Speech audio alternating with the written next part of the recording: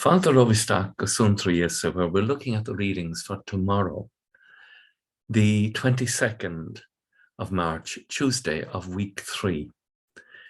And tomorrow we have the Gospel taken from Matthew 18, in which Peter goes to Jesus and says, Lord, how often must we forgive my brother if he wrongs me?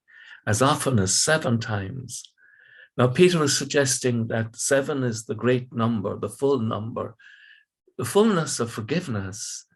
And Jesus says, not 7, I tell you, but 77 times. We are to image in our relationships with others and our willingness to forgive the very love of God himself. And so the psalm tomorrow, Psalm 25, says, remember your mercy, Lord, and that the Lord in his mercy, Lord, make me know your ways so that we can truly imitate them. Lord, teach me your paths.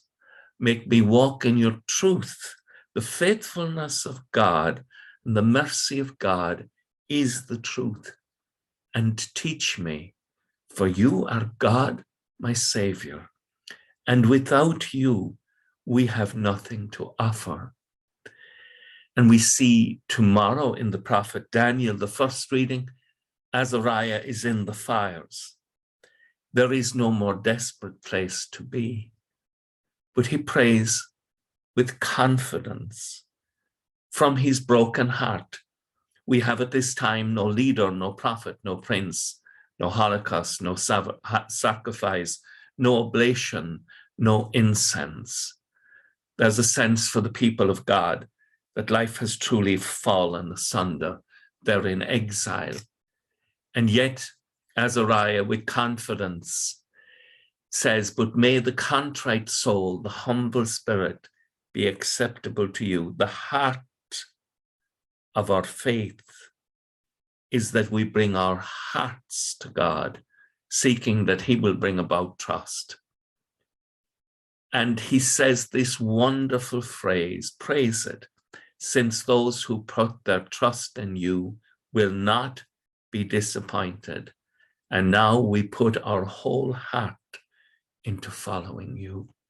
Sometimes it's only to the experience of the bad and the difficult that we come to know God's goodness and put his trust in us, or rather, not just in ourselves, but in the grace of God working in us.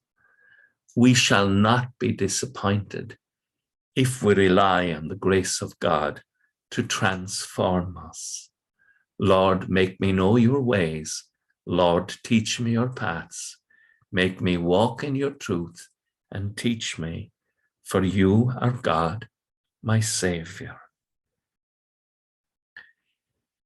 With thoughts such as these, let us go to our beds and let us pray that we shall awake in the morning with the praise of God on our hearts and on our lips. Agus gemana dia elakok the kshiv ahar mak agus spirit nev. Amen.